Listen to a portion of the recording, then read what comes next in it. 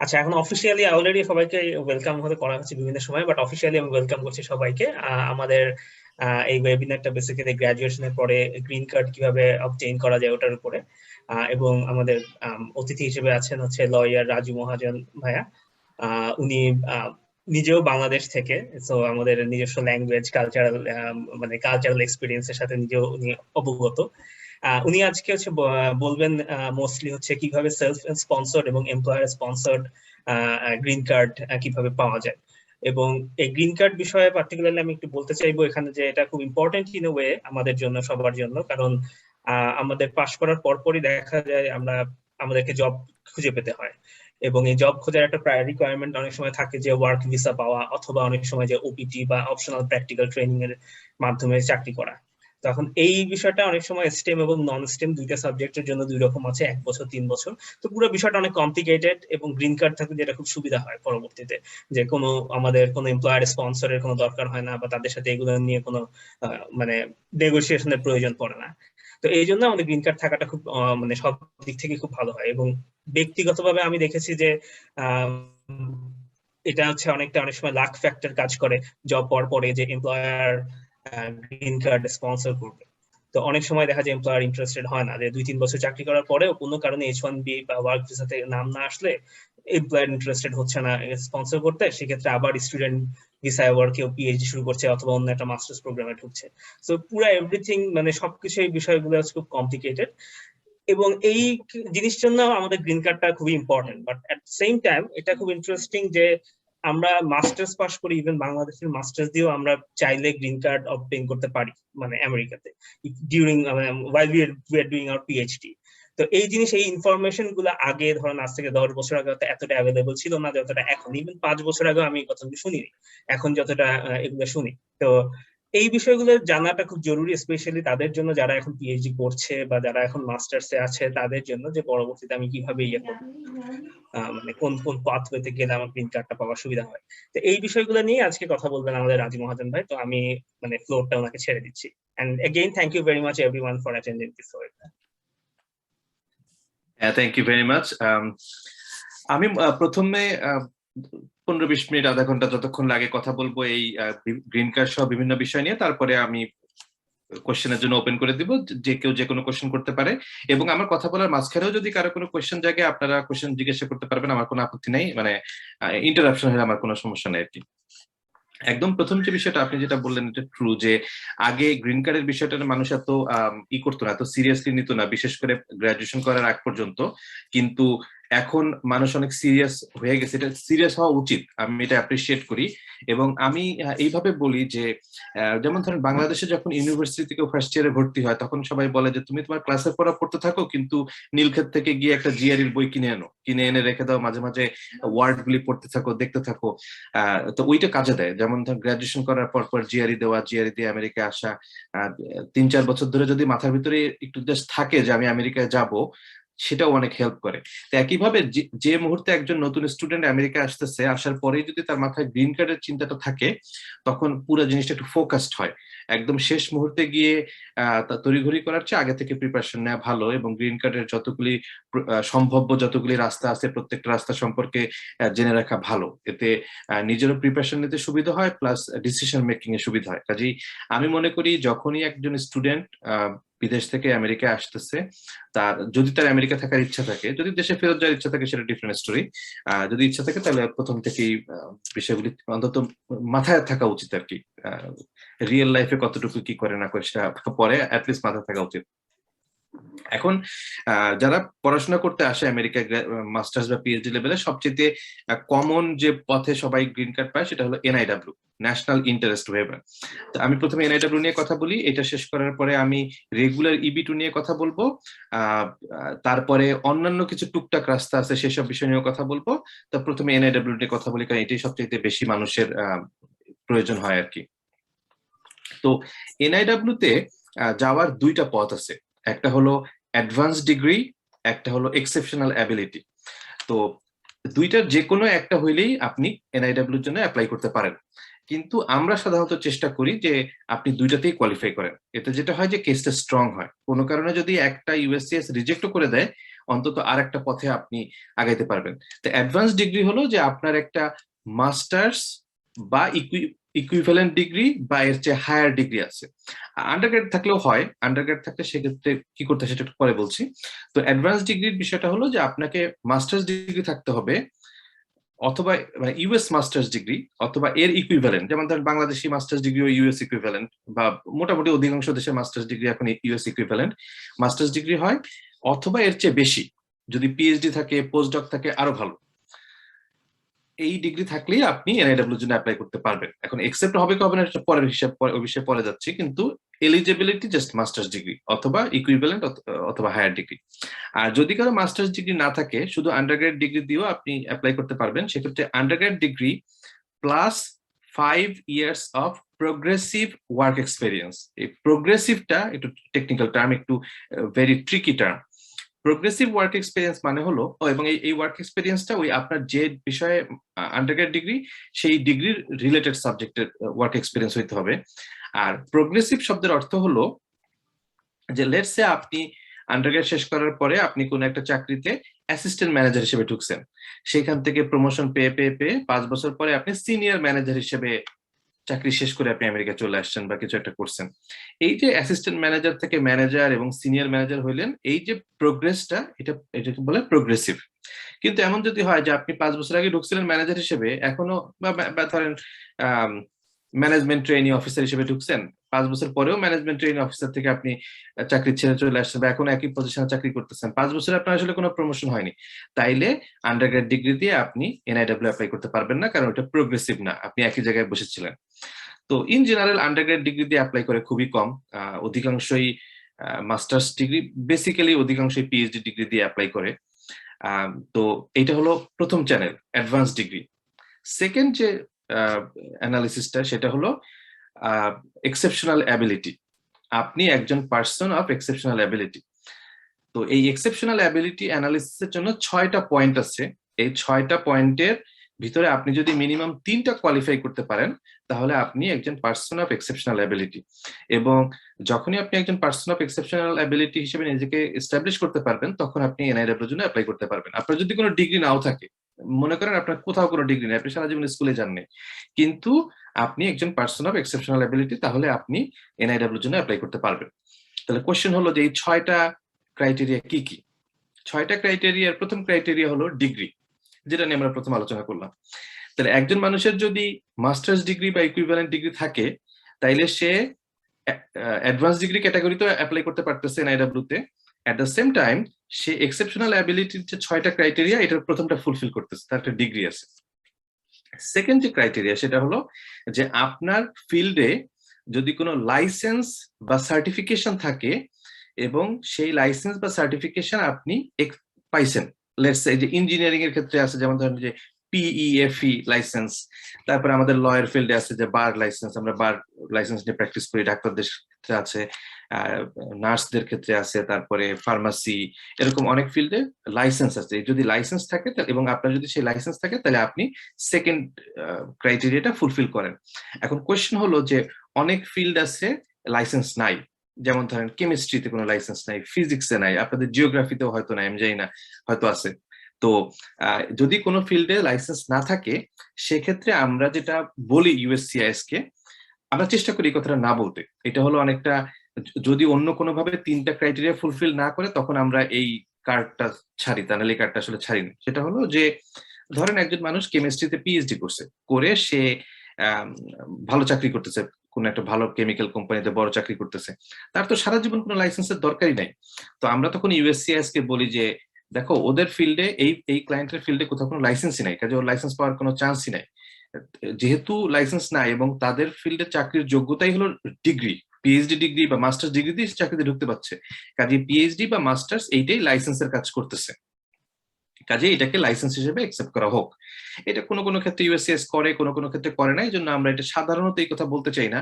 অন্য কোনো ভাবে যদি 3টা ক্রাইটেরিয়া ফুলফিল করে, আমরা এই লজিকে হাত দিই না। যদি কোনো কারণে না করে, তখন আমরা এই লজিকটা ইউজ করি। তো যাই হোক, প্রথম ক্রাইটেরিয়া হলো ডিগ্রি, সেকেন্ড ক্রাইটেরিয়া হলো লাইসেন্স বা সার্টিফিকেশন। সার্টিফিকেশন মানে সিম্পল সার্টিফিকেশন না, এমন না যে ধরেন আপনি 3 সপ্তাহের একটা কোর্স করছেন কোথাও, ট্রেনিং প্রোগ্রাম করছেন, একটা সার্টিফিকেশন হয়েছে, ওরকম না।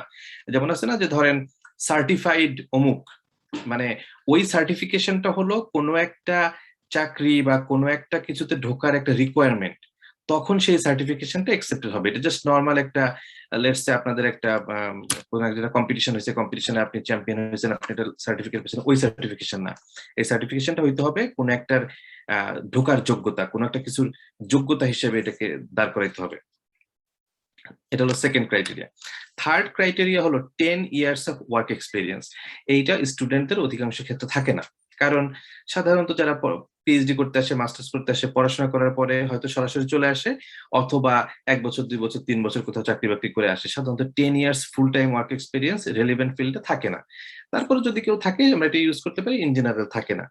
নাম্বার 4 হলো যে আপনি আপনার পিয়ারদের দ্বারা অথবা কোনো গভর্নমেন্ট এজেন্সি অথবা কোনো লেজিটিমেট অর্গানাইজেশন দ্বারা আপনার লেজিটিমাইজড, যে আপনি যে একজন পার্সন অফ এক্সেপশনাল অ্যাবিলিটি, এইটা আপনার কোনো একটা বিষয়, হয় সরকারি প্রতিষ্ঠান বা আপনার পিয়ার বা কোনো একটা বেসরকারি প্রতিষ্ঠান হইলেও লেজিটিমেট প্রতিষ্ঠান দ্বারা আপনি রিকগনাইজড।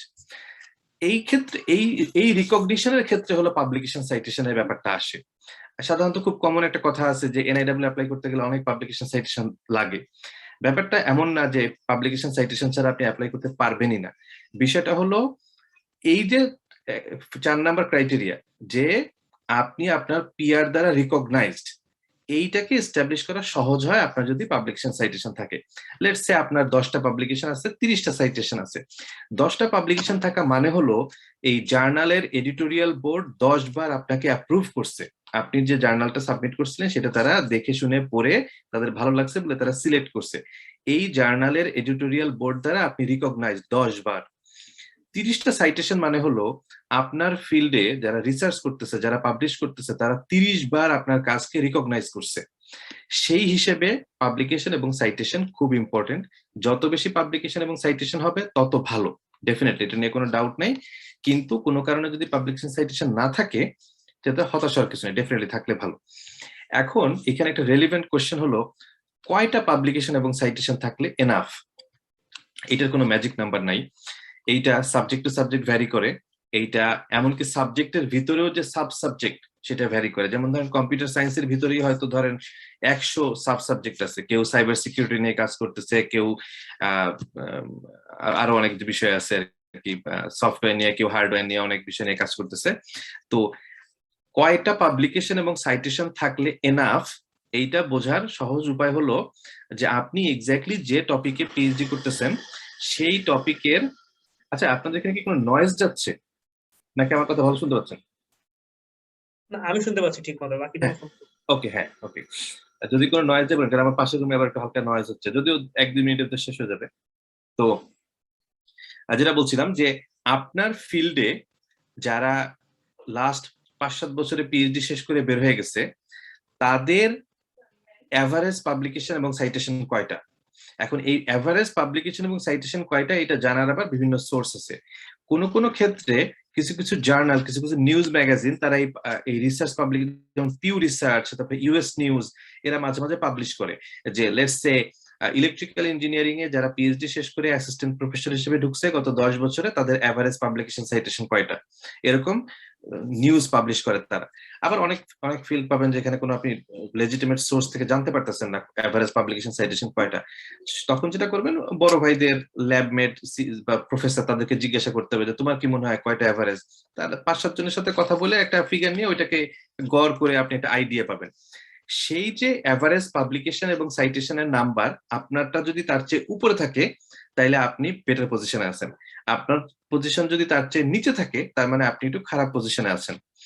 এখন কোয়েশ্চেন হলো যে আপনি তো এগুলো বুঝতেছেন, ইউএসসিআইএস এগুলো কিভাবে বুঝবে যে কয়টা পাবলিকেশন, কয়টা সাইটেশন? ওদের কাছে সব ডেটা আছে। বিশেষ করে ইউএসসিআইএস এর এই জাজমেন্ট প্রসেসটা হলো, একদম প্রথমে যখন আমরা অ্যাপ্লিকেশনটা পাঠাই তখন এটা গিয়ে পৌঁছায় একজন সাধারণ ইউএসসিআইএস এর অফিসারের কাছে, যার দায়িত্ব হলো দেখা যে ফর্মটা এবং সাপোর্টিং সবকিছু ঠিকঠাক মতো আছে কিনা, বেসিক রিকোয়ারমেন্টটা ফুলফিল করে কিনা।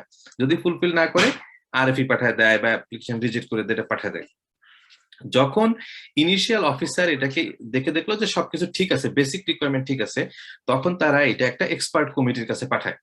এক্সপার্ট কমিটিতে 5 জন সদস্য থাকে, মাঝে মাঝে একটু বেশিও থাকে, ইন জেনারেল 5 জন সদস্য থাকে, যার ভিতরে একজন মেম্বার হবে অবশ্যই আপনার ফিল্ডের উপরে এক্সপার্ট। আপনি একেবারে স্পেসিফিক যে টাইপের কাজ করতেছেন ওই টাইপের এক্সপার্টের উপরে একজন সদস্য থাকবে, বাকি 4 জন থাকবে অন্যান্য বিভিন্ন বিষয়ের উপরে এক্সপার্ট। কেউ হয়তো ফিজিক্সে, কেউ হয়তো বায়োলজি, কেউ হয়তো নিউক্লিয়ার সায়েন্স, কেউ হয়তো সোশিওলজি, কেউ হয়তো লিটারেচার, এক একজন এক বিষয় হবে, কিন্তু একজন থাকবে অ্যাটলিস্ট যে ওই বিষয়ের উপরে এক্সপার্ট, এবং সে বাকিদেরকে বলবে যে হ্যাঁ আমাদের ফিল্ডে আসলে পাবলিকেশন হওয়া খুব কঠিন, এই যে এই ছেলেটা দেখতেছি 3টা পাবলিকেশন হয়েছে, এটাই আসলে অনেক, মোর দেন এনাফ। আবার সে বলবে না না আমাদের ফিল্ডে 50-60টা পাবলিকেশন নিয়ে মানুষ পিএইচডি করে বের হয়, ও আসলে কিছুই করে নাই, এরকম সে কমেন্ট করবে, এবং সেই কমেন্টের উপরে বেসিস করে বাকিরা জাজ করবে আর কি। তারপরে আরেকটা পয়েন্ট হলো সাইটেশনের ক্ষেত্রে সেলফ সাইটেশন, তারপরে এইগুলোর কিরকম ভূমিকা থাকে, এগুলো সবকিছু তারা একদম খুঁটে খুঁটে দেখবে। দেখা গেল একজন মানুষের 50টা সাইটেশন আছে, কিন্তু তার ভিতরে 30টাই সেলফ সাইটেশন, মাত্র 20টা হলো ইন্ডিপেন্ডেন্ট সাইটেশন, এবং সেই 20টার ভিতরেও দেখা গেল 15টা হলো আর 2 জনের মাত্র, এবং সেই 2 জনও এই একই দেশের লোক, একই ইউনিভার্সিটি থেকে আন্ডারগ্রেড করছে। তখন ওরা এটাকে একটু হালকা নেগেটিভ ভাবে দেখে, এমন না যে ওরা এটা বাদ দিয়ে দিবে তা না, at the end of the day Google স্কলারের যে নাম্বার, সেই নাম্বারটাই ওরা অ্যাকসেপ্ট করবে, নাম্বার ইজ নাম্বার, কিন্তু ওরা যখন এটাকে একটু ওভারঅল অ্যানালিসিস করবে, সেই ওভারঅল অ্যানালিসিস একটু কম ওয়েট দেবে। অন দ্য আদার হ্যান্ড কারো সাইটেশন যদি 50টা হয়, এবং সেই 50টা সাইটেশন ধরেন 20টা দেশের লোক সাইট করছে, তখন তার এটার ওয়েট আরো বেড়ে যায় আর কি। তো এই অর্থে পাবলিকেশন সাইটেশন, এবং যত বেশি ডাইভার্সিফাইড সাইটেশন হবে তত ভালো, যত বেশি ডাইভার্সিফাইড জার্নাল হবে। দেখা গেল একজন মানুষের 10টা পাবলিকেশন, 10টাই একই জার্নালে, তার চেয়ে 10টা পাবলিকেশন যদি 5টা ডিফারেন্ট জার্নালে হয় তখন আরো ভালো হয়। কারণ হলো যে তখন 5টা ডিফারেন্ট এডিটোরিয়াল বোর্ড ওনার কাজটাকে রিকগনাইজ করছে। আমাদের এখানে একটা ছোট কোয়েশ্চেন আছে একজনের। হ্যাঁ হ্যাঁ, দিনার, থ্যাংক ইউ, আপনাদেরকে ধন্যবাদ এই ধরনের একটা প্রোগ্রাম আয়োজন করার জন্য। আচ্ছা, আমার কোয়েশ্চেন হচ্ছে সাইটেশন নিয়ে। ফর এক্সাম্পল, আমি হচ্ছে পিএইচডি স্টুডেন্ট সবে মাত্র, এখন আমার কোনো পেপারে পাবলিকেশন হয় নাই, কবে নাগাদ হবে এটাও ওইভাবে জানি না, বাট আমার বাংলাদেশে যেসব কাজকর্মগুলো করছি ওইগুলোর কিছু সাইটেশন আছে, for example more than 20, but ওই সাইটেশন গুলার কাজ, ওই কাজগুলা আর বর্তমান যে ফিল্ডে কাজ করতেছি, biological science definitely, but totally different field. তো এখন কি ওই আগের যে প্রিভিয়াস সাইটেশন গুলা কি আদৌ কি এক্ষেত্রে কাজ দিবে? কারণ আমার বর্তমান ফিল্ড হচ্ছে টোটালি একটা সাইটে, কিন্তু আগে যে কাজগুলো করছে ওইগুলো টোটালি অন্য একটা সাইটে, ব্রড সেন্সে কিন্তু বায়োলজিক্যাল সায়েন্সের ভিতর আছে। এখানে দুইটা সমস্যা। এক হলো মানে টপিক আপনার ডিফারেন্ট টপিকে কাজ করছেন, এখন ডিফারেন্ট টপিকে কাজ করছেন। 2 নম্বর কথা হলো বাংলাদেশের পাবলিকেশনটা ডেফিনেটলি ওরা খুব একটা গুরুত্ব সহকারে দিবে না। ফ্র্যাঙ্কলি স্পিকিং, আমরা বাংলাদেশের মানুষ হইয়া যাই হই, বাংলাদেশ একাডেমিক্যালি অতটা ডেভেলপ না, যেটা ইন্ডিয়া অনেক বেশি ডেভেলপ। ইন্ডিয়া হয়তো ধরেন অন্যান্য অনেক বিষয়ে পিছায় আছে, কিন্তু একাডেমিক্যালি ইন্ডিয়া খুব ডেভেলপ। তো বাংলাদেশি মানে দিন শেষের নাম্বার ইজ নাম্বার, বুঝছেন? আপনার গুগল স্কলারে যদি লেখা থাকে আপনার 20টা সাইটেশন, তো 20টাই, ওরা এটাকে কমায় দিতে পারবে না।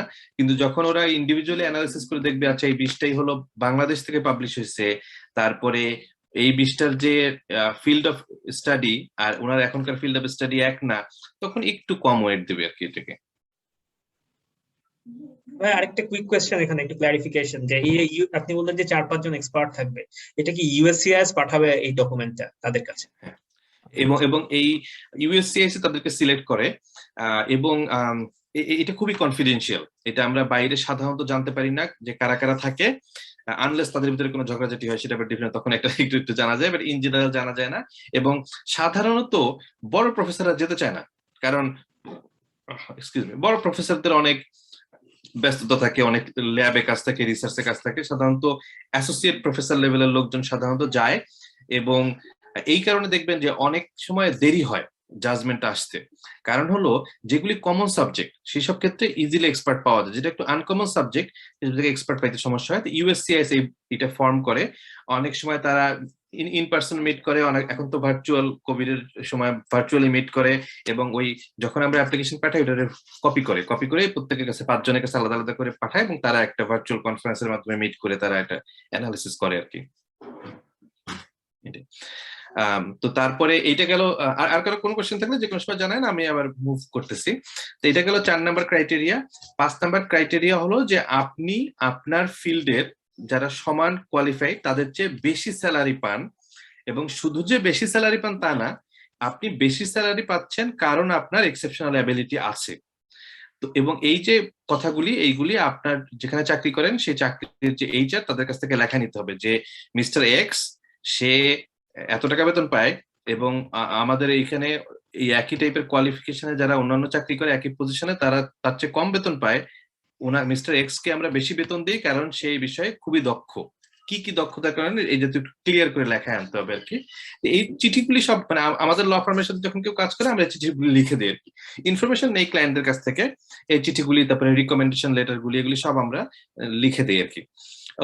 4 নম্বর যে পয়েন্ট রিকগনিশনের আর একটা অপশন হলো রিকমেন্ডেশন লেটার, যে আপনার ফিল্ডে যারা পার্সন, ফেমাস পার্সন, প্রফেসর বা যারা ইন্ডাস্ট্রিতে চাকরি করতেছে তাদের কাছ থেকে আপনি রিকমেন্ডেশন লেটার নিচ্ছেন, তারাও এন্ডোর্স করতেছে আপনার এক্সট্রাঅর্ডিনারি অ্যাবিলিটি, এক্সেপশনাল অ্যাবিলিটি, যে আপনি এই ফিল্ডে একজন দক্ষ ব্যক্তি, আপনি কি কি দক্ষতা দেখাইছেন এর আগে, সেগুলি সাধারণত তারা লিখে দেয় আর কি রিকমেন্ডেশন লেটারে। তো আমরা সাধারণত 6টা রিকমেন্ডেশন লেটার চাই। 3টা হবে ডিপেন্ডেন্ট আর 3টা হবে ইন্ডিপেন্ডেন্ট। ডিপেন্ডেন্ট মানে হলো এমন ব্যক্তি যাদের সঙ্গে আপনি এর আগে কাজ করছেন, হয়তো তারা আপনার সুপারভাইজার ছিল থিসিস কমিটিতে, অথবা এমনি রেগুলার প্রফেসর ছিল, ক্লাস করছেন, অথবা কোনো জয়েন্ট প্রজেক্টে একসাথে কাজ করছেন, আপনার চাকরির বস ছিল, আপনার ইন্টার্নশিপ সুপারভাইজার ছিল, এই টাইপের ব্যক্তি। আর ইন্ডিপেন্ডেন্ট হলো এমন ব্যক্তি যাদের সাথে আপনি এর আগে কখনো কাজ করেননি। এমন হইতে পারে যে তারা আপনার পাবলিকেশন সাইট করছে, দ্যাটস ফাইন, কিন্তু জয়েন্টলি কোনো পাবলিকেশন নাই বা জয়েন্টলি কোনো ওয়ার্ক একসাথে নাই, এবং তাদের রিকমেন্ডেশন লেটারে এটা লেখাই থাকে যে আমি তার সাথে সরাসরি কোনো কাজ করি নাই, আমি তার প্রোফাইল দেখছি, তার আর্টিকেল পড়লাম, জার্নাল পড়লাম, দেখে তার সিভি টিভি দেখে আমার এটা মনে হয়েছে তাই আমি এটা লিখে দিচ্ছি, এইভাবে লেখা থাকে। তো 3টা ইন্ডিপেন্ডেন্ট আর 3টা ডিপেন্ডেন্ট, 4টা হইলেও মানে 2টা 4টা হইলেও আমরা অ্যাপ্রোচ করি, বাট 4টার নিচে হইলে আমরা বলি যে একটু কম হয়ে যায়, আপনি একটু আরো 1-2জন দেখেন। এবং এই রিকমেন্ডেশন লেটার গুলি পাওয়া একটু কঠিন, কারণ সবাই ব্যস্ত, প্রফেসররা এবং যারা চাকরি করে সবাই ব্যস্ত, অনেক সময় বলবে হ্যাঁ আমি দিচ্ছি, 2 দিন পরে দিবে না। কাজেই মোটামুটি এনআইডব্লিউ অ্যাপ্লিকেশন প্রসেসে এইটাই সবচেয়ে লংগেস্ট টাইম লাগে আর কি রিকমেন্ডেশন লেটার গুলি ম্যানেজ করার ক্ষেত্রে। আরেকটা জিনিস হলো এই পাবলিকেশন সাইটেশন রিলেটেড আমি একটু বলে রাখি, তাহলে পরে আর ভুলে যাব না। সেটা হলো পাবলিকেশন সাইটেশন একটু বাড়ানোর সিস্টেম আছে। সিস্টেমটা হলো 2টা টার্ম আছে, একটা নাম হলো পাবলিকেশন মার্কেটিং, একটা হলো সাইটেশন মার্কেটিং। পাবলিকেশন মার্কেটিং মানে হলো যে আপনার যেসব জার্নালে আপনার পাবলিকেশন হওয়ার চান্স আছে, সেই সব জার্নালের যারা এডিটোরিয়াল বডিতে আছে তাদের সঙ্গে একটু পার্সোনাল যোগাযোগ মেনটেন করা, তাদেরকে লিঙ্কডইনে ফলো করা, ফেসবুকে থাকলে ফলো করা, যদি আশেপাশে ইউনিভার্সিটির হয় গিয়ে সরাসরি দেখা করা, একটু ফ্রেন্ডলি সম্পর্ক মেনটেন করা। যদিও দিন শেষে তারা পেপারের মেরিট দেখে সিলেক্ট করে, বাট তারপরও পরিচিত থাকলে, নামটা পরিচিত থাকলে, একটু ব্যক্তিগত সম্পর্ক থাকলে কাজে দেয়। কেউ এটাকে আবার একটু বেশি সিরিয়াস পর্যায়ে নিয়ে যায়, টাকা পয়সা আদান প্রদান হয়, আমি ওইখানে যেতে নিষেধ করি, দরকার নাই, কিন্তু একটু পার্সোনাল লেভেলের সম্পর্ক থাকলে, যদি বিশেষ করে ভারতীয়রা এবং ইরানিয়ানরা তারা এই টাকা পয়সার বিনিময়ে অনেক পাবলিকেশন করে আর কি বিভিন্ন জায়গায়। অনেক জার্নাল আছে যাদের কাজই হলো টাকার বিনিময়ে পাবলিশ করে, তো ওগুলো আবার বেশি হয়ে যায়, দরকার নেই, কিন্তু একটু পার্সোনাল সম্পর্ক থাকলে সেই সম্পর্ক কাজে লাগায় যদি একটা পাবলিকেশনও বাড়ানো যায় তো এটা ভালো, খারাপ না। সেকেন্ড যে এটা হলো সাইটেশন মার্কেটিং। সাইটেশন মার্কেটিং হলো যে আপনার ফিল্ডে যারা এখন রিসার্চ করতেছে তাদেরকে আপনি খুঁজে বের করবেন, এটা লিঙ্কডইনে বা ফেসবুকে বা অন্যান্য ফোরামে। কনফারেন্স হলো এইসব বিষয়ের জন্য খুব ভালো একটা জায়গা। কনফারেন্সে গিয়ে দেখবেন যে একই ফিল্ডে কারা রিসার্চ করতেছে, তাদেরকে একটু বললেন যে দেখো আমার একটা পাবলিকেশন আছে, এই পাবলিকেশনের এই জায়গাগুলি তুমি চাইলে সাইট করতে পারো, একটু ইনফ্লুয়েন্স করলেন, একটু আপনার একজন বন্ধুকে বা বন্ধুর বন্ধুকে একটু ইনফ্লুয়েন্স করলেন যাতে তারা আপনার পেপারটাকে সাইট করে। তো এইভাবে সাইটেশন যদি দিন শেষে 2টাও বাড়াইতে পারেন তাও তো 2টা বাড়লো আর কি। তো এটার নাম হলো পাবলিকেশন মার্কেটিং আর সাইটেশন মার্কেটিং। এটা মাঝে মাঝে কাজে দেয়, চেষ্টা করে দেখার দোষের কিছু না আর কি। তো এটা গেল 4 নাম্বার পয়েন্টটা। 5 নাম্বার পয়েন্টটা হলো স্যালারি। 6 নাম্বার পয়েন্ট হলো যে আপনাকে করতে হবে যে আপনার যদি কোনো পেটেন্ট থাকে, পেটেন্ট বা বুক পাবলিকেশন এরকম যদি কোনো মেজর অ্যাচিভমেন্ট থাকে, বা আপনি কোনো একটা অ্যাওয়ার্ড পাইছেন, ফেলোশিপ পাইছেন, মেজর কোনো একটা রিকগনিশন আছে কোথা থেকে, সেইটা হলো 6 নম্বর পয়েন্ট, এবং এটা কাইন্ড অফ ক্যাচ অল, সবকিছু করে কভার করে। তো এই 6টার ভিতরে যদি কেউ 3টা কোয়ালিফাই করে, তাইলে আমরা তাকে বলি পার্সন অফ এক্সেপশনাল অ্যাবিলিটি। তাহলে আমি আবার শুরু থেকে বলি, 2টা রাস্তা, একটা হলো অ্যাডভান্স ডিগ্রি, একটা হলো এক্সেপশনাল অ্যাবিলিটি। এই 2টার যে কোনো একটা যদি আপনি কোয়ালিফাই করেন, তাইলেই আপনি এনআইডব্লিউর জন্য অ্যাপ্লাই করতে পারবেন। কিন্তু আমরা চেষ্টা করি আমাদের ক্লায়েন্টরা যাতে 2টি কোয়ালিফাই করে। তাতে যেটা হয় যে কোনো কারণে ধরেন আমি এক্সেপশনাল অ্যাবিলিটি বলে চালাই দিলাম, ইউএসসিএস বলো না, তোমার লজিক আমরা মানি না, সে এক্সেপশনাল অ্যাবিলিটি পারসন না, সে 3টায় কোয়ালিফাই করে নাই, দ্যাটস ফাইন, এটা বাদ গেল, অ্যাটলিস্ট সে অ্যাডভান্স ডিগ্রিতে আছে আর কি। তো এই হলো ফার্স্ট পার্ট আর কি এনআইডব্লিউ।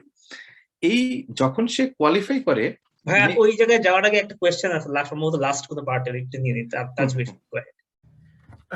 Thank you, Vaha.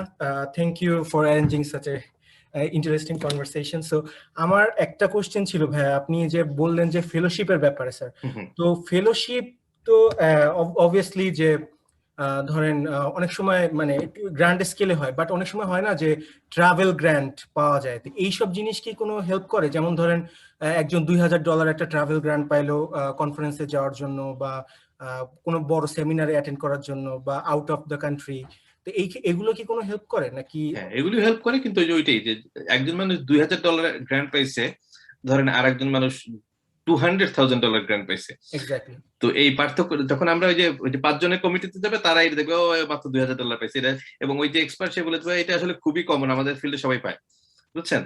আর ধরেন আপনি খুব গর্জিয়াস কিছু একটা পাইছেন, বলো ও মাই গড ওইটা পাইছে, তো গ্রেট।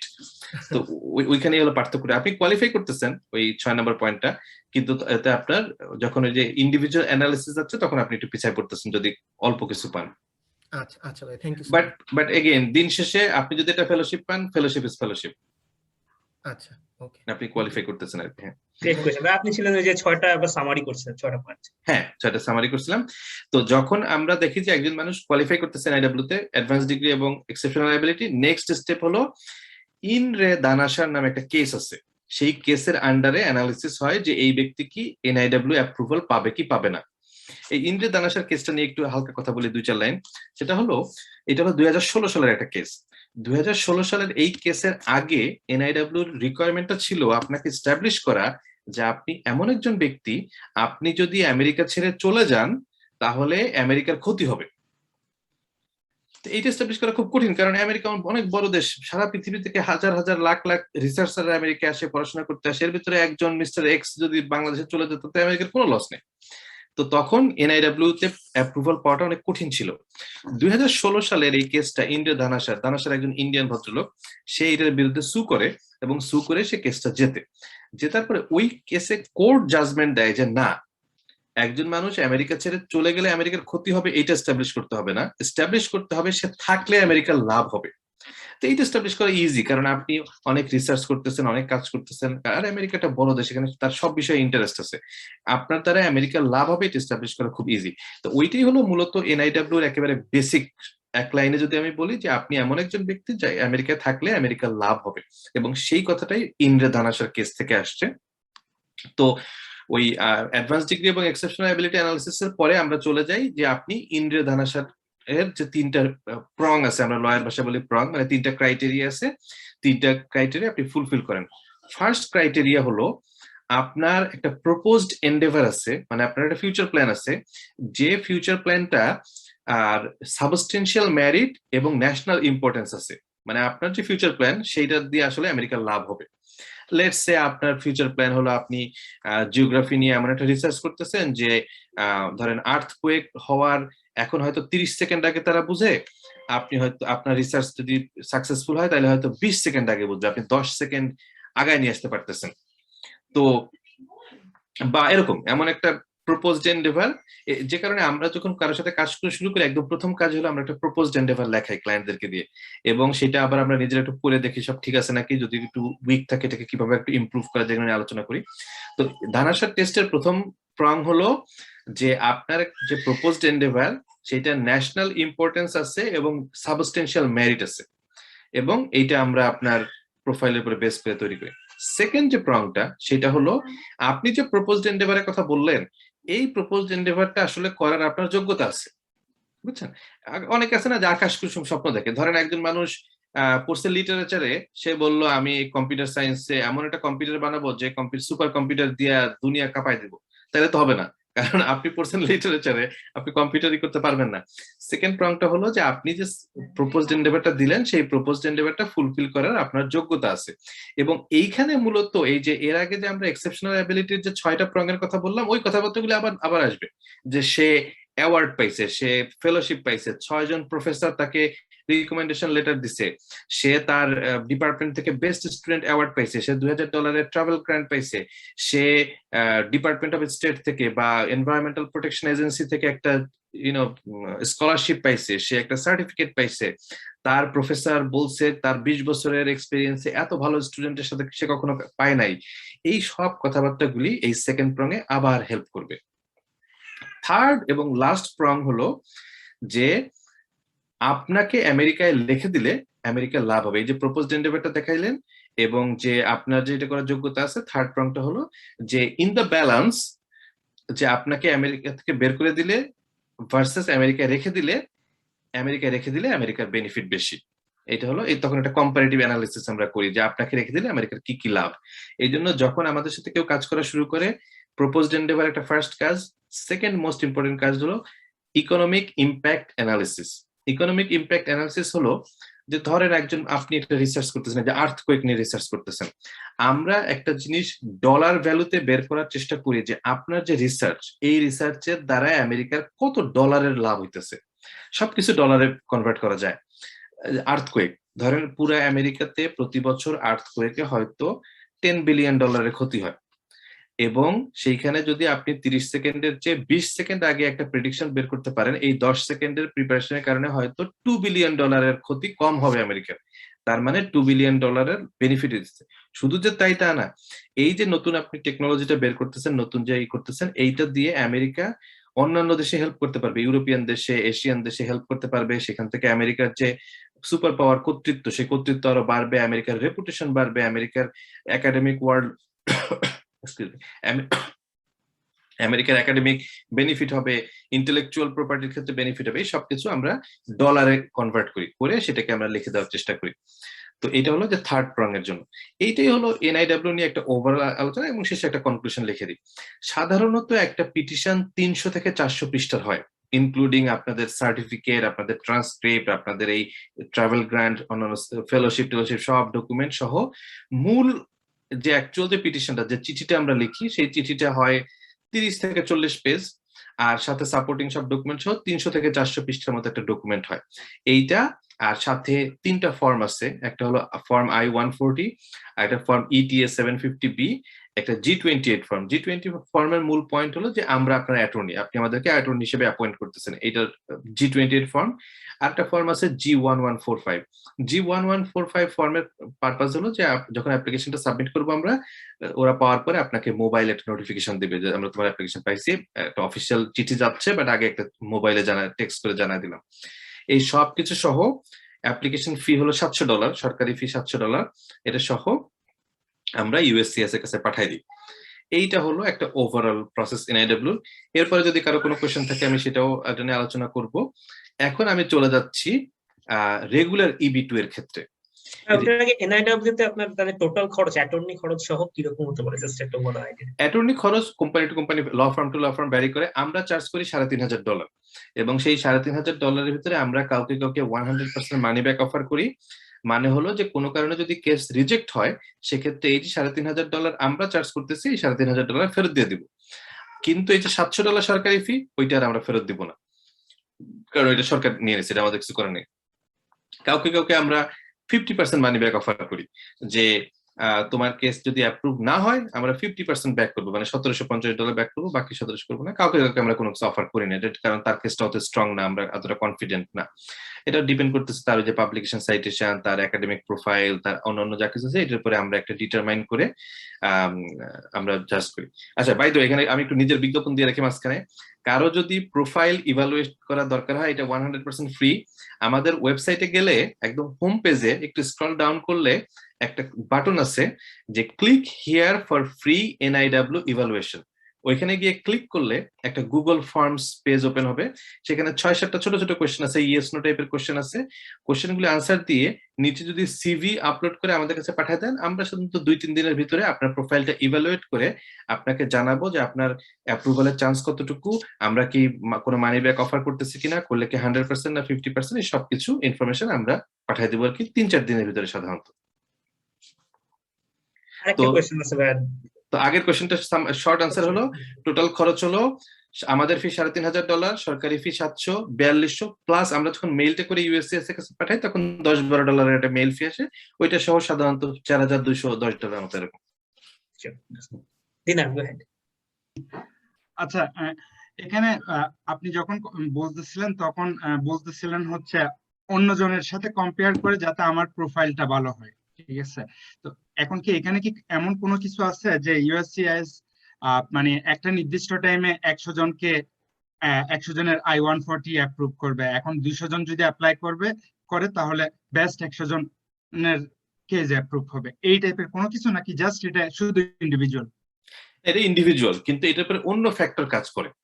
অন্য ফ্যাক্টর হলো যে এই যে 5 জনের কমিটি, এই 5 জনের কমিটি আসলে ফাইনাল ডিসিশন নেয় না, তারা একটা রিকমেন্ডেশন পাঠায়, একটা সামারি করে 2-3 পৃষ্ঠার সামারি করে এই কেসটার উপরে করে, ওই যে সার্ভিস সেন্টার, ইউএসসিএস এর সার্ভিস সেন্টার, তার যে ডিরেক্টরের কাছে একটা রিকমেন্ডেশন পাঠায় যে এই ভদ্রলোককে কি অ্যাপ্রুভ করা উচিত কি উচিত না, করলে কেন না করলে কেন, তাদেরকে খুবই শর্ট আনসার পাঠায়, ডিরেক্টর ফাইনাল ডিসিশন নেয়। এখন এখানে অনেক ফ্যাক্টর আছে। ফ্যাক্টর হলো যে যখন ট্রাম্প ক্ষমতায় ছিল তখন তারা একটু ইমিগ্রেশনের ব্যাপারে স্ট্রং ছিল, তারা চাচ্ছিল না বেশি ইমিগ্রেন্ট আসুক। আবার ট্রাম্পই একবার বলছে যে তারা মেরিট বেসড ইমিগ্রেশন করতে চায়। মেরিট বেসড মানে হলো যারা কোয়ালিফাইড, যে NIW থ্রুতে যারা যায়। তো এরকম এক এক সময় অ্যাডমিনিস্ট্রেশন যখন কোনো পলিসি নেয়, সেই পলিসির একটা ডিরেক্ট ইমপ্লিকেশন এই প্রসেসের উপরে পড়ে। এই জন্য দেখা যায় যে একই টাইপের প্রোফাইল নিয়ে কখনো কখনো একজন মানুষ অ্যাপ্রুভ হয়ে যাচ্ছে, কখনো কখনো অ্যাপ্রুভ হচ্ছে না। তো এটা আসলে সংখ্যা কোনো ফ্যাক্টর না যে আমি 100 জনকে নিব, এবার হয়তো 100টাই অ্যাপ্লিকেশন করছে, কাজে সবাইকে অ্যাপ্রুভ করে দিলাম, আবার 100 জনকে নিব, এবার হয়তো 500 জন অ্যাপ্লাই করছে, কাজে 5 ভাগের 1 ভাগে অ্যাপ্রুভাল হচ্ছে, ওইরকম না। কিন্তু গভর্নমেন্টের যে পলিসি, ওইটার একটা রিফ্লেকশন পড়ে এই কমিটির উপরে।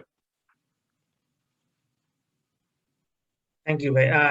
আপনি হচ্ছে এমপ্লয়ারিতে যাইতে পারেন, আমাদের আর খুব বেশি সময় নেই, সো আপনি ওকে। তো এমপ্লয়ার রেগুলার ইসের যে প্রসেসটা, সেটা হলো যে একটা চাকরি পেতে হবে, এবং যে চাকরিটা পাবে সেই চাকরির যে এমপ্লয়ার অ্যাপ্লাই করবে, এবং ওইটার জন্য এই যে I-140 যেটা অ্যাপ্লাই করলাম NIW তে, এবং I-140 অ্যাপ্রুভ হওয়ার পরে হলো 485 অ্যাকচুয়াল গ্রিন কার্ডের অ্যাপ্লিকেশন, ওইটা না যায়, এটা ফর্ম ফিল আপ করা টাইপের কাজ, ওইটা তো ডিটেইলসে না যায়। রেগুলার EB-2 বিষয়টা হলো যে এই দুইটার আগেই একটা পার্ম প্রসেস আছে। এই পার্ম প্রসেসের ভিতরে আবার কতগুলি সাব ক্যাটাগরি আছে। একদম প্রথম ক্যাটাগরিটা হলো, প্রথম স্টেপটা হলো যে প্রিভেইলিং ওয়েজ ডিটারমিনেশন। এই যে এলাকায় চাকরিটা হচ্ছে, যে যোগ্যতার দিয়ে রিকোয়ারমেন্টটা ফুলফিল করে চাকরিটা পাচ্ছে, লেটস সে নিউ ইয়র্ক সিটিতে কম্পিউটার সায়েন্সে মাস্টার্স ডিগ্রিওয়ালা একজন ভদ্রলোক এই চাকরিতে অ্যাপ্লাই করতে পারবে, এবং এই যোগ্যতা দিয়ে ওইখানে মিনিমাম স্যালারি কত দিতে হবে ওই কোম্পানিকে। লেটস সে নিউ ইয়র্ক সিটিতে computer science master degree per hour $50 দিতে হবে, কথার কথা। এই যে $50 দিতে হবে, এইটা ডিটারমাইন করতে হবে। এটা হলো ফার্স্ট স্টেপ। এইটা যখন ডিটারমাইন হয়ে যাবে, নেক্সট স্টেপ হলো অ্যাডভার্টাইজমেন্ট। আপনি কিন্তু চাকরিটা অলরেডি পেয়ে গেছেন, কিন্তু তারপরেও আবার নতুন করে আমাদের সবকিছু করতে হবে। কারণ হলো আপনি আগে চাকরি পেয়েছিলেন চাকরির পারপাজে, এখন হলো সবকিছু করতেছি ইমিগ্রেশন পারপাজে। সেকেন্ড স্টেপ হলো যে ওই প্রিভেলিং ওয়েজ ডিক্লেয়ার করে, এই রিকোয়ারমেন্ট ডিক্লেয়ার করে বিজ্ঞাপন দিতে হবে লোকাল নিউজ পেপারে। বিজ্ঞাপন হয়ে যাওয়ার পরে যদি আপনি ছাড়া আর কেউ অ্যাপ্লাই করে, তাহলে তো ইন্টারভিউ নিতে হবে। ইন্টারভিউ নিয়ে যদি আপনার চেয়ে বেশি কোয়ালিফাইড লোক পায়, তাহলে তারা আপনার জন্য অ্যাপ্লাই করতে পারবে না। কিন্তু কোনো কারণে যদি আপনার চেয়ে বেশি কোয়ালিফাইড লোক না পায় তাদেরকে বাদ দিয়ে আপনাকে হায়ার করতে পারবে। অ্যাডভার্টাইজমেন্টের পরের স্টেপ হলো লেবার সার্টিফিকেশনের জন্য অ্যাপ্লাই করা। এইটা হলো পার্ম প্রসেসের সবচেয়ে ইম্পর্টেন্ট এবং টাইম কনজিউমিং পার্ট। লেবার সার্টিফিকেশনের জন্য কখনো কখনো 6 মাস, কখনো কখনো 1 বছরের বেশি লাগে। কোনো কারণে যদি অডিটে চলে যায় মাঝে মাঝে 1 বছরেরও বেশি লাগে। এবং এই অডিট প্রসেসটা এমন না যে অ্যাপ্লিকেশন যদি উইক হয়, প্রোফাইল যদি উইক হয় তাহলে অডিটে যায়, ব্যাপারটা তাই না। খুবই র্যান্ডম প্রসেস। অনেক খুবই সুপার কোয়ালিফাইড লোকের অ্যাপ্লিকেশনও অডিট প্রসেসে চলে গেছে। তো এই প্রিভেলিং ওয়েজ লেবার সার্টিফিকেশন যখন অ্যাপ্রুভাল হয়ে গেল, হওয়ার পরে তারপরে হলো এই যে আপনি 140 তে চলে গেলেন। তাহলে পার্ম প্রসেসের ফার্স্ট হলো prevailing wage determination, advertisement, hiring, labour certification, 4টা স্টেপ। 4টা স্টেপ যখন হয়ে গেল আপনি চলে গেলেন I-140 তে। যে I-140 তে আপনি NIW তে সরাসরি চলে গেছেন। পার্থক্যটা হলো এইখানকার I-140 তে আপনাকে কোনো কিছু করতে হবে না, আপনি যে এক্সেপশনাল অ্যাবিলিটি, অ্যাডভান্স ডিগ্রি এগুলো কিছু প্রমাণ করতে হবে না। আপনি জাস্ট I-140 সরাসরি সাবমিট করে দিবেন। এবং তখন রেগুলার EB2 এর ক্ষেত্রে এই I-140 আপনি এক্সপেডাইট প্রসেস করতে পারবেন। সেটার জন্য একটা এক্সট্রা ফি দিতে হবে, কিন্তু তখন মাত্র 3 সপ্তাহের ভিতরে তারা আপনাকে রেজাল্ট দিতে হবে আর কি। কিন্তু NIW এর ক্ষেত্রে কোনো এক্সপেডাইট প্রসেস নাই, কাজেই ওইটা আপনাকে ওই 7-8 মাস 10 মাসের প্রসেসে যেতে হবে। রেগুলার EB2 এর ক্ষেত্রে আপনি এক্সপেডাইট করে 140 অ্যাপ্রুভাল হয়ে গেল, আপনি 485 এ চলে গেলেন, আপনি এবং আপনার ওয়াইফ বা ডিপেন্ডেন্ট যারা আছে তারা সবাই গ্রিন কার্ড পেয়ে গেল। মোটামুটি টাইমের দিক থেকে রেগুলার EB2 তে একটু টাইম বেশি লাগে, কারণ এই পার্ম প্রসেসটা একটু টাইম কনজিউমিং। NIW তে একটু কম লাগে, কিন্তু খুব বেশি ডিফারেন্স না। ধরেন NIW এর জন্য সবকিছু মিলায় 1.5 বছর, আর পার্মে হয়তো সবকিছু মিলায় 1.5-2 বছর, এরকম টাইম লাগে আর কি সাধারণত। এখানে একটা কুইক কোয়েশ্চেন যে আপনার এই পার্ম প্রসেস সেটা তো বেসিক্যালি এমপ্লয়ারের রেসপন্সিবিলিটি মোস্টলি, যে অ্যাডভার্টাইজমেন্ট করা লোকাল নিউজপেপারে। সো মানে আমার পার্সোনালি ব্যক্তিগতভাবে আমার কি করার আছে? কাগজে কলমে সবকিছু এমপ্লয়ারের রেসপন্সিবিলিটি, রিয়েল লাইফ এমপ্লয়ার কিছুই করে না। সবকিছুই আমরা অ্যাটর্নিরা করি, এবং খুব বড় কোম্পানি গুগল, মাইক্রোসফট এরকম বড় বড় কোম্পানি তারা সাধারণত লয়ারদেরকে টাকা দেয়। ইন জেনারেল ছোটখাটো কোম্পানি হলে সব ক্লায়েন্টই আমাদেরকে টাকা দেয়। কিন্তু কাগজে কলমে সব টাকা পয়সা পে করবে এমপ্লয়ার, বিজ্ঞাপন দেবে এমপ্লয়ার, সবকিছু এমপ্লয়ার করবে। আচ্ছা, আরেকটা বিষয় একটু বলে রাখি, যেহেতু আমাদের একটু টাইম আছে, যেটা প্রথমে বলছিলাম যে আমি প্রথমে NIW নিয়ে কথা বলবো, তারপরে রেগুলার EB2, আর সাথে কিছু ছোটখাটো বিষয় নিয়ে কথা বলি। আরেকটা প্রসেস আছে EB3। EB3 নিয়েও ইদানিং অনেক কথাবার্তা হয়, আমার কাছে অনেক আমার ক্লায়েন্টও আছে, প্লাস অনেকে জানতে চায়। EB3 প্রসেসটা আর EB2, রেগুলার EB2 যেটা প্রসেস, একদম 95% একই জিনিস, পার্থক্য শুধু ডিগ্রি। EB2 এর জন্য অ্যাডভান্স ডিগ্রি থাকতে হবে, মাস্টার্স ডিগ্রি বা হায়ার ডিগ্রি থাকতে হবে। EB3 এর জন্য আন্ডারগ্রেড বা লোয়ার ডিগ্রি। এমন হতে পারে আপনার কোনো ডিগ্রি নেই, দ্যাটস ফাইন, কোনো সমস্যা নেই, আপনি EB3 তে অ্যাপ্লাই করতে পারবেন। EB3 সাধারণত আনস্কিলড বা সেমি স্কিলড ওয়ার্কারদের জন্য অ্যাপ্লিকেশন হয়, বাকি প্রসেস মোটামুটি একই। খুবই কমন একটা প্রশ্ন যে আমি অলরেডি মাস্টার্স ডিগ্রি কমপ্লিট করে ফেলছি, আমি কি EB3 তে অ্যাপ্লাই করতে পারবো কি পারবো না? এটা সহজ উত্তর হলো যে পারবেন। যে এই স্কিলড এবং আনস্কিলড এর বিষয়টা একটু ট্রিকি এরকম যে ধরেন একজন মানুষের মেডিকেল ডিগ্রি আছে, সে MBBS পাস করছে, কিন্তু সে এখন কবিতা লেখা শুরু করছে।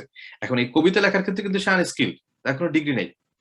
কিন্তু ডাক্তারি করতে গেলে সে আবার সেখানে স্কিলড। তো এই জন্য আপনি যে ফিল্ডে পড়াশোনা করছেন ওই ফিল্ডে যদি আপনি চাকরি করতে চান তাইলে আপনার ডিগ্রি থাকলে আপনি স্কিলড। কিন্তু এমন যদি হয় যে আপনার ডিগ্রি হলো ইলেকট্রিক্যাল ইঞ্জিনিয়ারিং এ, আর আপনি একটা রেস্টুরেন্টে কাজ করতে যাচ্ছেন, সেক্ষেত্রে আপনি আনস্কিলড, রেস্টুরেন্টের কাজের ব্যাপারে আপনার কোনো ডিগ্রি নেই।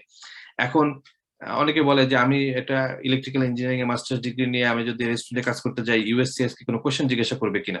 এটা উত্তর হলো যে না, আপনার কি ডিগ্রি আছে আর আপনি কি চাকরি করবেন এটা 100% আপনার ব্যক্তিগত চয়েস। USCIS এর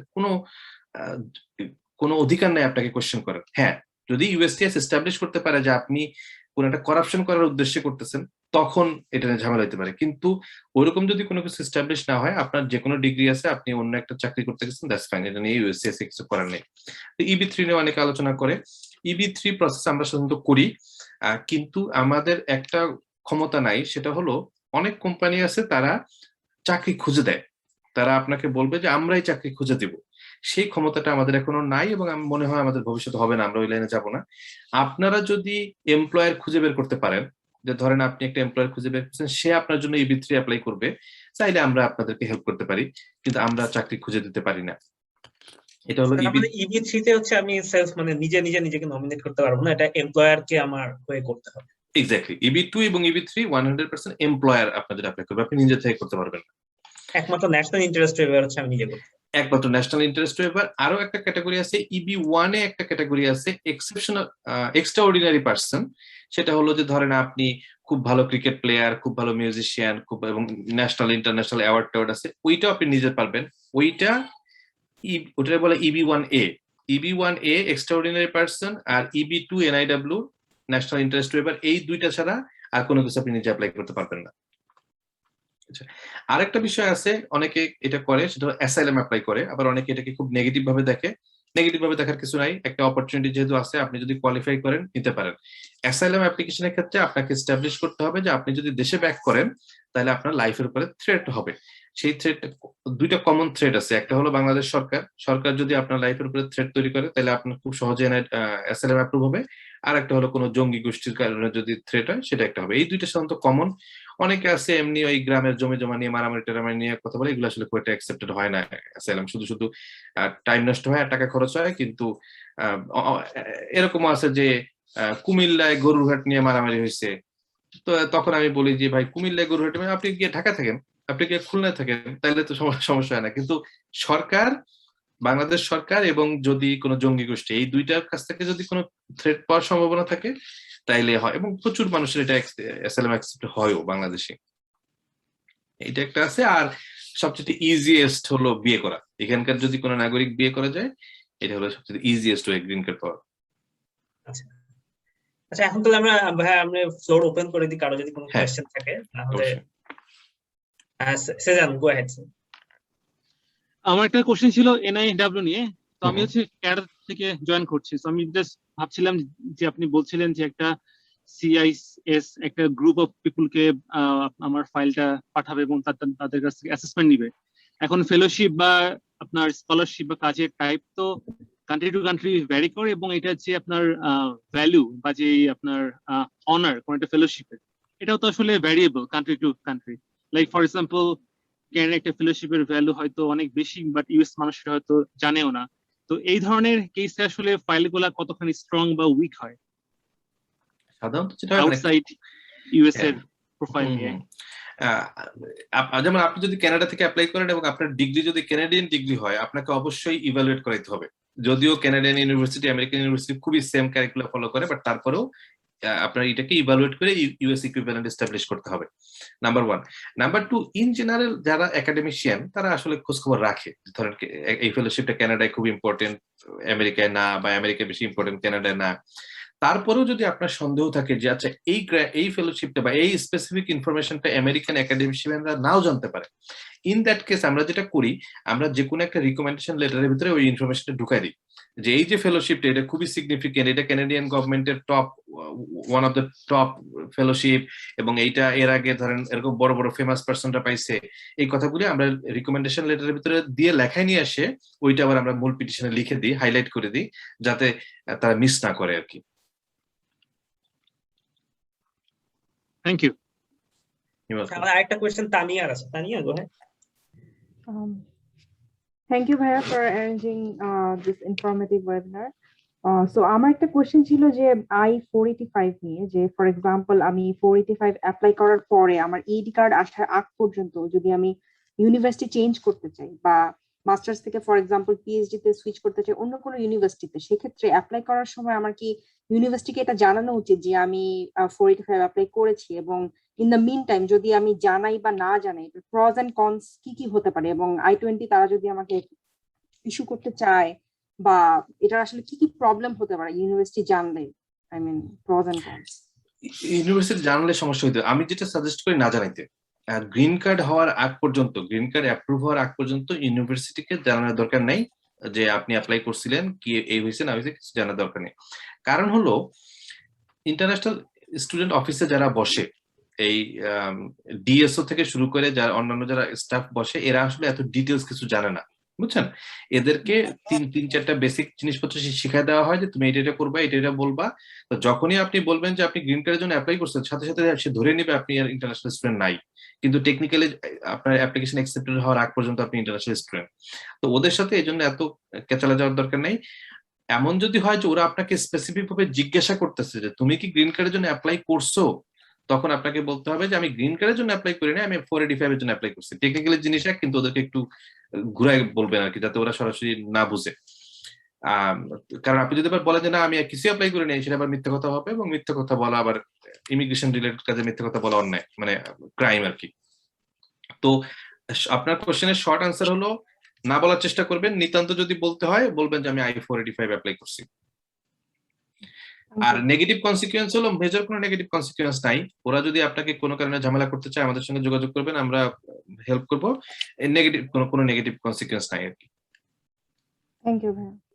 আচ্ছা, আরেকটা কমন কোয়েশ্চেন থাকে অনেকের, স্পেশালি যখন আপনার মানে ফাইনাল ইয়ারে থাকে মাস্টার্স বা পিএইচডি, দেখা যায় 1 বছরের মধ্যে বের হবে, এরপর হচ্ছে ওপিটি কার্ডের জন্য অ্যাপ্লাই করতে হবে।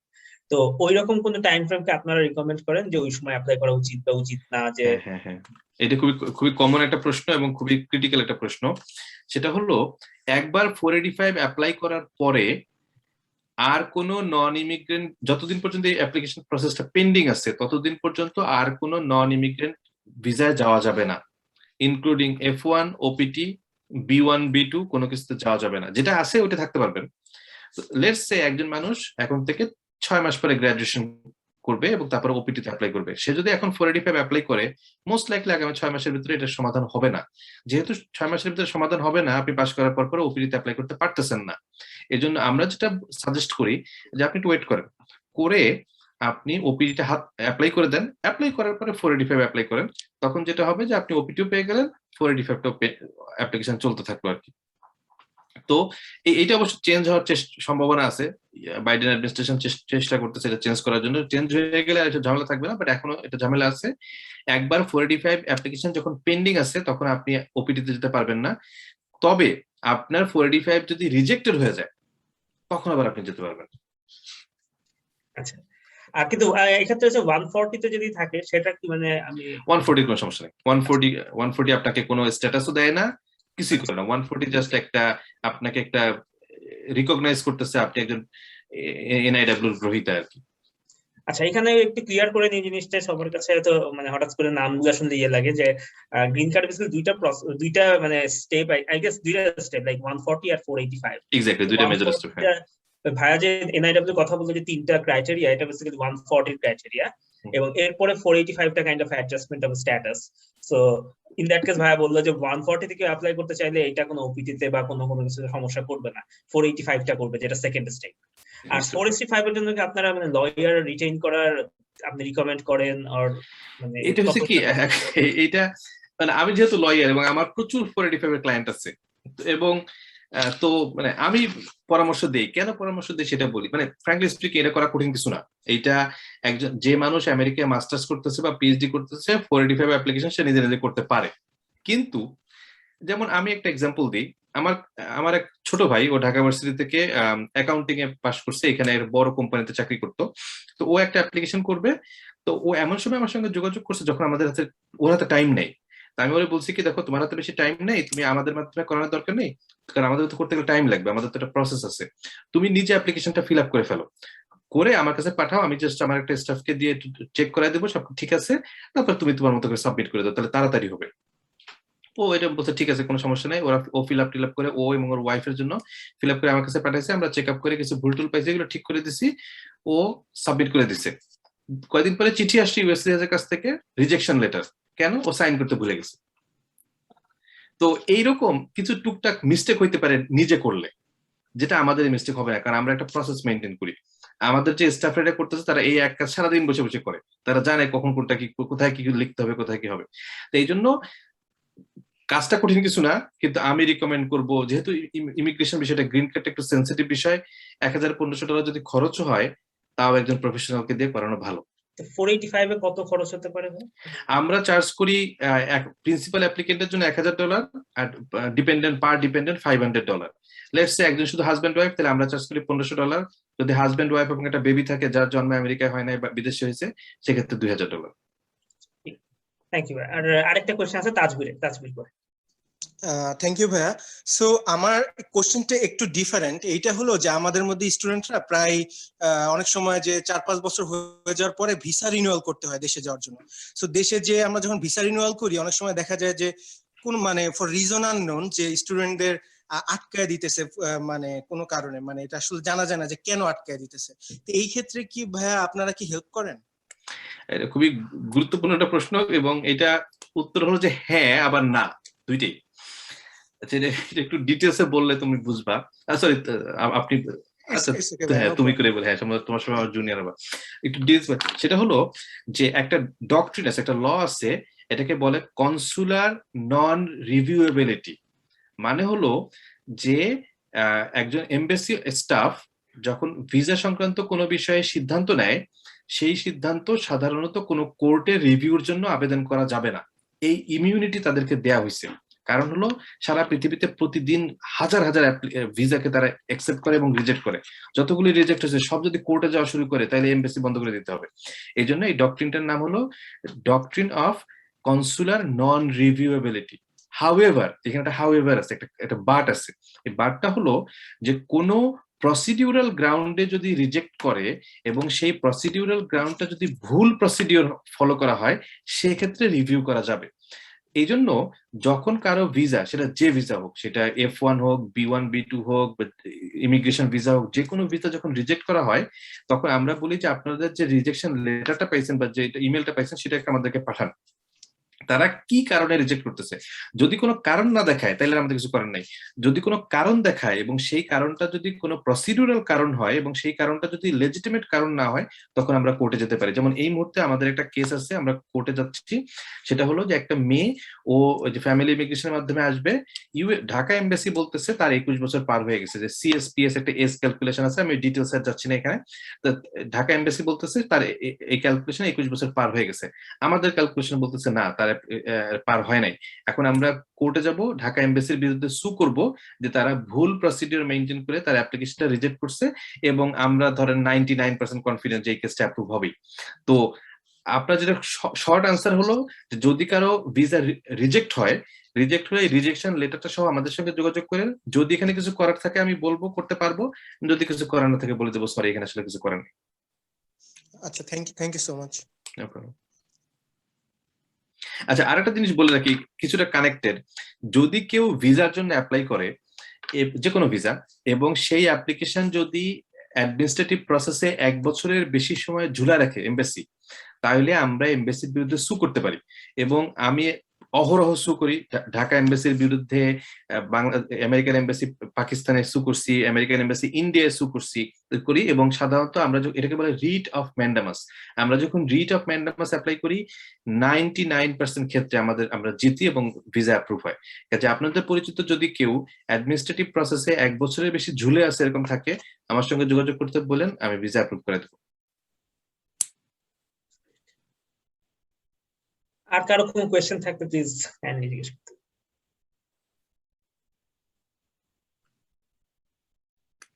এবং ফ্র্যাঙ্কলি স্পিকিং, এই ইমিগ্রেশনের এই বসে বসে ফর্ম ফিল আপ করার চেয়ে কোর্টে গিয়ে এমবাসিতে সু করতে আমার বেশি ভালো লাগে।